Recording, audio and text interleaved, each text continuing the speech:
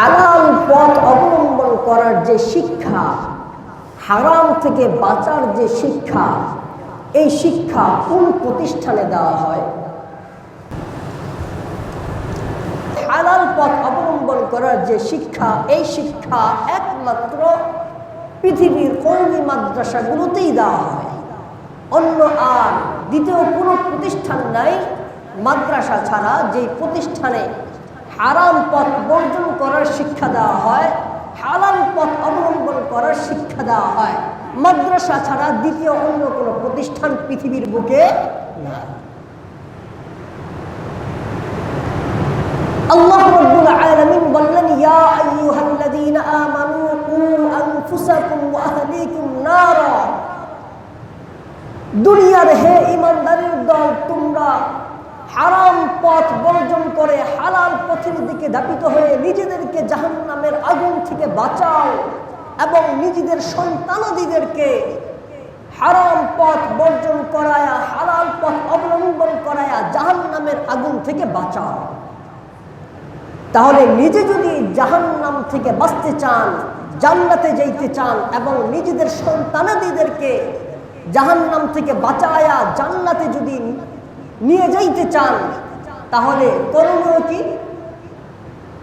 হালাল পথ অবলম্বন করা। কি পথ অবলম্বন করা? নিজে হালাল পথ অবলম্বন করতে হবে, নিজের সন্তানাদিদেরকে হালাল খাওয়াইতে হবে, হালাল পথ অবলম্বন করাইতে হবে। তাহলে আপনি নিজে জাহান্নাম থেকে বাঁচতে পারবেন, নিজের সন্তানদেরকে জাহান্নাম থেকে বাঁচাইতে পারবেন। আল্লাহ রাব্বুল আলামিনের এই আয়াতের মর্ম হলো এটা। এখন কথা হলো, হালাল পথ অবলম্বন করার শিক্ষা কোথায় দেওয়া হয়? হারাম বর্জন করার শিক্ষা কোথায় দেওয়া হয়? আপনি যে কোনো মানুষকে যদি প্রশ্ন করেন যে ভাই, হালাল পথ অবলম্বন করার শিক্ষা, হারাম বর্জন করার শিক্ষা কোথায় দেওয়া হয় বলো তো ভাই, তাহলে এক বাক্যে উত্তর আসবে যে ভাই, এটা কওমি মাদ্রাসাগুলোতেই দেওয়া হয়, মাদ্রাসাগুলোতেই দেওয়া হয়। আমি অন্য কোনো প্রতিষ্ঠানকে ছোট এবং খাটো নজরে দেখতেছি না। অনেক কথা আছে, বললে অনেকে খাটো হয়ে যাবে, কিন্তু ওই কথাই নাই বলি। অনেক প্রতিষ্ঠানে তো ঘুষ কিভাবে নেওয়া যায়, সুদের অঙ্কটা কিভাবে বের করা যায়, এইগুলা শিক্ষা দেওয়া হয়, ঠিক না ঠিক? কিন্তু এইগুলা কোনো কওমি মাদ্রাসায় শিক্ষা দেওয়া হয়? মুহতারাম হাজরিন, আজকের মেসেজ হলো, যদি জাহান্নামের আগুন থেকে বাঁচতে চাই, তাহলে নিজে হালাল পথ অবলম্বন করতে হবে। নিজের সন্তানদেরকে যদি জাহান্নামের আগুন থেকে বাঁচাইতে চাই, তাহলে নিজের সন্তানদেরকে হালাল খাওয়াইতে হবে, হালাল পথে ধাবিত করতে হবে। এখন নিজেকে প্রশ্ন করেন, আপনি জাহান্নামের আগুন থেকে বাঁচবেন না বাঁচবেন না? যদি বাঁচেন, তাহলে হালাল পথ অবলম্বন করতে হবে না হারাম পথ অবলম্বন করতে হবে? আল্লাহ তাআলা বললেন, কু আনফুসাকুম ওয়া আহলিকুম নারা। নিজে বাঁচাও, নিজের সন্তানদেরকে বাঁচাও। নিজে বাঁচতে হলে হালাল পথ অবলম্বন করতে হবে। যদি সন্তানদেরকে বাঁচাইতে চাই, তাহলে নিজের সন্তানদেরকে হালাল খাওয়াইতে হবে, হালাল পথে ধাবিত করতে হবে। এবার প্রশ্ন করেন, তাহলে আমি হালাল পথে অবলম্বন করব, নিজের সন্তানদেরকে হালাল খাওয়াইব, হালাল পথ অবলম্বন করাবো, সন্তানদেরকে হালাল পথ অবলম্বন করাবো কিভাবে? উত্তর আপনার মাথায় অটোমেটিকলি চলে আসবে।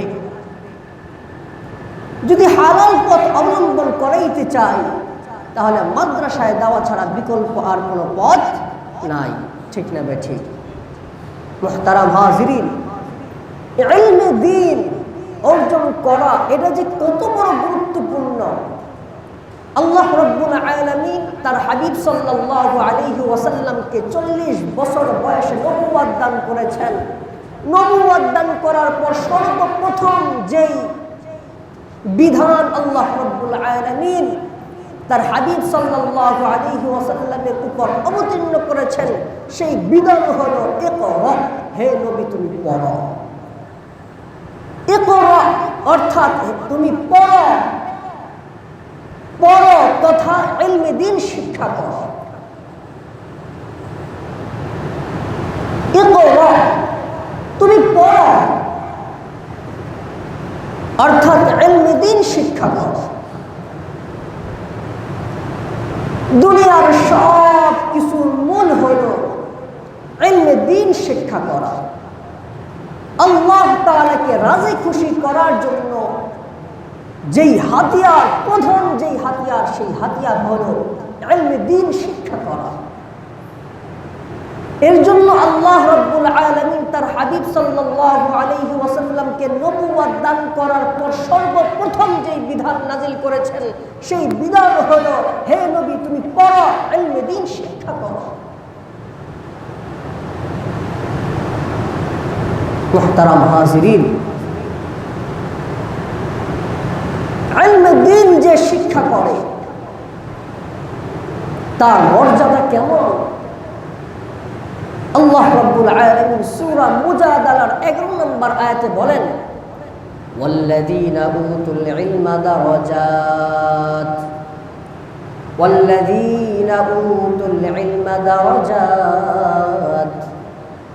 আল্লাহ রাব্বুল আলামিন বলেন, যারা ঈমান এনেছে, ঈমান আনার পর যাদেরকে ইলম দান করা হয়েছে, যারা ঈমান আনার পর ইলম অর্জন করেছে, আল্লাহ রাব্বুল আলামিন তাদেরকে মর্যাদার দিক দিয়া আল্লাহ রাব্বুল আলামিন যে মর্যাদায় উন্নীত করতে চান তত বড় মর্যাদায় উন্নীত করে দেবেন। সুবহানাল্লাহ। যারা ঈমান আনার পরে ইলমে দ্বীন অর্জন করেছে, আল্লাহ রাব্বুল আলামিন দারাজাত, যত বড় মর্যাদায় উন্নীত করতে চান তত মর্যাদায় উন্নীত করে দেবেন। সুবহানাল্লাহ। দারাজাতুনের জমা হলো দারাজাত, এক গুণ দ্বিগুণ, এক গুণ দ্বিগুণ মর্যাদায় উন্নীত করবেন, এই কথা বলেন নাই, দারাজাত বলেছেন বহু গুণে, অর্থাৎ বহু গুণ বহু গুণ বহু গুণ, যেই বহু গুণে আল্লাহ তাআলা উন্নীত করতে চান তত বহু গুণে আল্লাহ তাআলা উন্নীত করে দেবেন। সুবহানাল্লাহ। একজন মানুষ আল্লাহ তাআলার কাছে প্রিয় হয় মর্যাদার দিক দিয়া, সেই মর্যাদাটা হয় ইলমের দিক দিয়া। আল্লাহ তাআলার কাছে একজন মানুষ প্রিয় হয় কিভাবে? ইলমের দিক দিয়া। যার যত বেশি ইলম আল্লাহ তাআলার কাছে সে তত প্রিয় হয়। এই জন্যই আল্লাহ রাব্বুল আলামিন কোরআনে কারীমে বলেন, ইন্নামা ইয়াখশাল্লাহা মিন ইবাদিহিল উলামা। দুনিয়ার জমিনে আল্লাহ রাব্বুল আলামিনের সমস্ত বান্দাদের মধ্যে থেকে যারা ইলম অর্জন করেছে, আলেমরাই আল্লাহ রাব্বুল আলামিনকে সবচেয়ে বেশি ভয় করে। আর যারা সবচেয়ে বেশি ভয় করে তারাই হলো আল্লাহ তাআলার কাছে সবচেয়ে বেশি প্রিয়। সুবহানাল্লাহ। এজন্য মুহতারাম হাজরিন, আল্লাহ তাআলার নৈকট্যপ্রাপ্ত বান্দা হতে হলে শিক্ষা বিকল্প কিছু নাই, ইলম অর্জন করার বিকল্প কিছু নাই। ইলম অর্জন করতে হবে, ইলমে দ্বীন শিখতে হবে, আর ইলমে দ্বীন শিক্ষার কোনো বয়স নাই। আমাদের মহিলা মাদ্রাসা আছে, মহিলা মাদ্রাসার নাম রামের কান্দা জামিআতুত তাকওয়া মহিলা মাদ্রাসা। আমাদের মাদ্রাসায় শিশু শ্রেণী থেকে হিফজুল কুরআন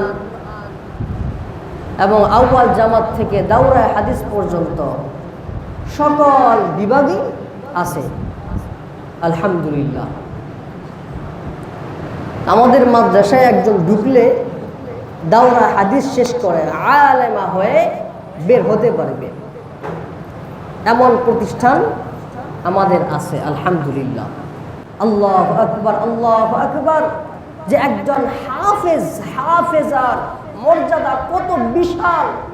আল্লাহর হাবিব সাল্লাল্লাহু আলাইহি ওয়াসাল্লাম বলেছেন যে কাল কিয়ামতের ময়দানে একজন মানুষ যখন জাহান্নামে হাবুডুবু খাইতে থাকবে, এরকম 10 জন মানুষ যখন জাহান্নামে হাবুডুবু খাইতে থাকবে, এরকম 10 জন মানুষকে একজন হাফেজ সুপারিশ করে ধরে ধরে জাহান্নাম থেকে উঠায়া জান্নাতে নিয়ে যাইতে পারবেন। সুবহানাল্লাহ। একজন হাফেজার মর্যাদা এটা। আমাদের মাদ্রাসায় আমরা গত বছর থেকে হিফজুল কোরআন বিভাগ চালু করেছি। আলহামদুলিল্লাহ, এখনো কয়েক পারা মুখস্থ করে ফেলছে। হিফজুল কোরআন বিভাগের জন্য দোয়া করবেন, এবং আপনাদের কেউ যদি মেয়েকে হাফেজা বানাইবেন নিয়ত করেন, তাহলে আমাদের মাদ্রাসায় আপনাদেরকে স্বাগত। এবং আলেমা যদি বানাইতে চান, নার্সারি শিশু থেকে একদম দাওরা হাদিস পর্যন্ত সকল বিভাগই আমাদের মাদ্রাসায় আছে, আপনাদেরকে স্বাগত ইনশাআল্লাহ। তো মুহতারাম হাজরিন, আজকে আপনাদের কাছে মেসেজ হলো আল্লাহ তাআলার নৈকট্যপ্রাপ্ত হওয়ার প্রধান যে হাতিয়ার, সেই হাতিয়ার হলো ইলমে দ্বীন অর্জন করা। কি অর্জন করা ভাই? ইলমে দ্বীন অর্জন করা। আর এই ইলমে দ্বীন অর্জন করার কোনো বয়স নাই। যেমনটা আমরা সাহাবায়ে কেরামের দিকে তাকাইলে দেখতে পাই, সাহাবায়ে কেরামের মধ্যে হাতে গোনা কয়েকটা, হযরত আব্দুল্লাহ ইবনে আব্বাস, হযরত আলী রাদিয়াল্লাহু তাআলা আনহু, হযরত আম্মা জান আয়েশা রাদিয়াল্লাহু তাআলা আনহা, হযরত ফাতেমা রাদিয়াল্লাহু তাআলা আনহা, হাসান হুসাইন, হাতে গোনা এই কয়েকটা মানুষ ছাড়া, কয়েকটা সাহাবা ছাড়া অধিকাংশ সাহাবাই বৃদ্ধ বয়সে ঈমান এনেছেন। আর ঈমান আনার সাথে সাথেই ইলমে দ্বীন চর্চায় লিপ্ত হয়ে গেছেন। একটা হাদিস শোনার জন্য, একটা হাদিস ইলম অর্জন করার জন্য সুদূর মদিনা থেকে দামেস্কে পর্যন্ত চলে গেছেন একজন সাহাবা, ঠিক কিনা? হযরত ওমর রাদিয়াল্লাহু তাআলা আনহু এর জীবন কেমন ছিল, যে দুইজন সাহাবা ছিল, হযরত ওমর আর একজন সাহাবা, তারা কাজকর্ম করতেন। হযরত ওমরের যদি কাজ থাকতো, তাহলে ওই ভাইকে বলতেন, যাও তুমি নবীর দরবারে যাও, তুমি ইলমে দ্বীন শিক্ষা করো। তিনি শিখতেন, তারপরে যাইতেন, যাওয়ার পরে যা শিখতেন, যে ওহী আসতো, ওই ওহী শেখার পরে হযরত ওমর রাদিয়াল্লাহু তাআলা আনহুকে তিনি শিখাইতেন। এবং ওই ভাইয়ের যখন কাজ থাকতো, হযরত ওমর ওই সময়টায় রাসূল সাল্লাল্লাহু আলাইহি ওয়াসাল্লামের দরবারে আসতেন, তিনি শিখতেন, তিনি শিখে তার জায়গা মতো বাসায় যাওয়ার পর আবার ওই ভাইকে শিখাইতেন। সাহাবায়ে কেরামের আমল ছিল এমন, মৃত্যুর আগ পর্যন্ত, বৃদ্ধ বয়সে। তা আপনার কেমন বয়স হয়ে গেছে? আপনি কি পাগল হয়ে গেছেন? আপনার জ্ঞান কি লুপ হয়ে গেছে? না, এখনো তো আপনার জ্ঞান আছে। মৃত্যুর আগ পর্যন্ত আপনি ইলমে দ্বীন চর্চা লিপ্ত থাকবেন ইনশাআল্লাহ। কি বলেন? ইলমে দ্বীন অর্জন করবেন তো ইনশাআল্লাহ।